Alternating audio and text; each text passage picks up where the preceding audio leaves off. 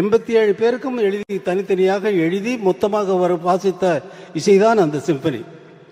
இந்த சிம்பனி எழுதுவதற்கு நான் இசையிலே என்னுடைய வாழ்க்கையை முழுவதும் சென்றது. என்னுடைய குழந்தைகளுக்காக நான் நேரம் செலவழிக்கவில்லை.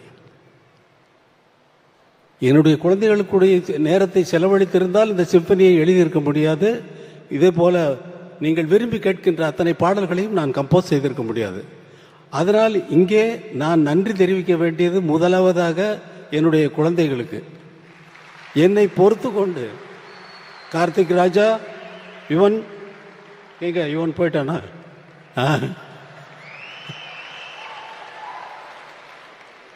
உங்கள் இருவருக்கும் நீங்கள் உங்களோட செலவழிக்க வேண்டிய நேரம் தான் அங்கே வந்து சிம்பனியாக இசையாக வெளியில் வந்திருக்கு. அதை நினச்சி நீங்கள் சந்தோஷப்படலாம். உங்களோட எங்கள் டாடி நீங்கள் எங்களுக்காக நேரம் செலவிடலைன்னு சொல்லி நீங்கள் இனிமேல் கம்ப்ளைண்ட் பண்ண போகிறதில்ல.